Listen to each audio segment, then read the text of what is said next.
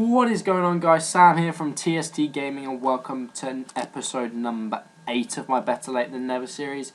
You see here that we're just jumbling the team around, but if you go check out the last video, you will see my result of the cup final. However, spoilers alert, if you haven't watched it, go and watch it now, but if you have, you will see that we did indeed lose in the final, unfortunately, so we cannot progress into bronze rare players yet, simply because we haven't won the bronze cup, or we haven't reached that elusive 15 wins mark with the team. We come up here against an absolutely pacey-ass bronze hybrid team, which must have cost him a fortune to build.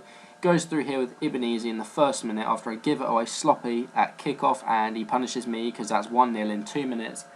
And that was a fantastic start. However, a great 1-2 there from Mieta and Koita, and look at that for a finish from a bronze non-rare player.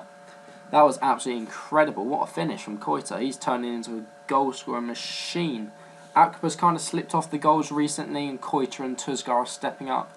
But Ebenezer, yet again, punishing my defence with the pace and makes it 2-1. And then, like literally half a minute later, within 20 seconds of me taking kick-off, he runs down with Ebenezer and dews it across to Kanji, who slots it home to make it, to make it 3-1 in the 29th minute. However, just before half-time, we do a bit of work here with Tuzgar.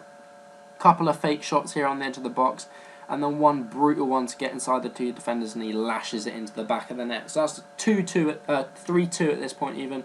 And then Koita with a great ball over top to Brew, who smashes it in with a scissor kick.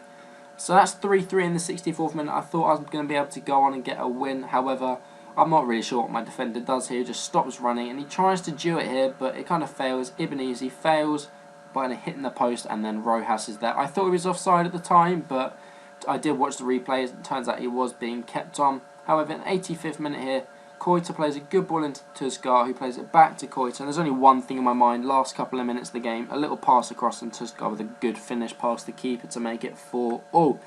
Then in the 110th minute, yet again, the pace maestro Ebenezer comes through, and that's an extremely annoying finish, as he did 3 of those in the game and quite frankly pissed me off. But a good bit of LTRT work here as I outside of the boot into the back of the net with Berenguer. So that sends the game into penalties, and you guys know what my penalty shootouts are like if you've been watching this series so far, and the answer to that is they are goddamn awful. Rose steps up. I did bring him on to give me a bit more pace at the back, but he steps up with the first penalty and fires it over. If that had gone in, might have been a little bit different. I might have been able to go through. However, you guys know that my penalties are awful. He does calmly dispatch it there with an Ebenezer. And then I do step up here with Tuzgar, and look at this for a penalty. Straight up the middle. Top tip of the day now from me. If you're going to take a penalty with someone, if you think they're going to dive or you don't, if they don't dive, they stay in the middle. If you aim above their head, the goalkeeper won't move, and it will go straight over their head, and it will still go in even if they stand in the middle. Koita steps up here, but look at that for a save from his keeper, and I was literally down and out this time. He was 3-1 up, and there was 2 penalties to go before sudden death. Luis Camargo steps up here, and this is going to be an absolutely great save by my keeper. What a save to get all the way across to keep that one out. And then we have here Courtois steps up, and he is my penalty and set piece master at the moment. He's banging goals in for fun from set pieces, mainly penalties, but he dispatches that one coolly. And then Rogic for him steps up. I did not realise we had the same badge until just now, but you see there that my keeper kind of waves a limp arm it, and was kind of annoyed that that went in, to be honest. I thought we were going to save it. But to get over that, we need to go and pick up some contracts and hopefully get some squad fitness to increase our coin tally. You see there we get a pretty average pack and a few contracts, so we send them to club and we go into the next game. And we come up against this guy. Now, he had 57 chemistry with a manager, so I was like, get in. Should be an easy win. Half of his players will be on 3 chemistry. I imagine the guy on the left mid is probably on 0 chemistry, to be honest. So we go into this game, and I was expecting to do quite well. And then Koita does a great little through-the-ball legs roll thing. That was a very, very overpowered move, and he runs past his defender and then finishes it past the keeper. A similar goal to the one last game. However, then in the 24th minute, kind of a toe poke, and there's Akba to get a goal yet again for us, even though he's dying off a little bit as Koita is stepping up to the mark. And he had, quite frankly, had enough at this point. 2-0, 2 goals in a few minutes. So I was feeling quite good after this, so we go straight into another game. We'll come up against an all-bronze Austrian team.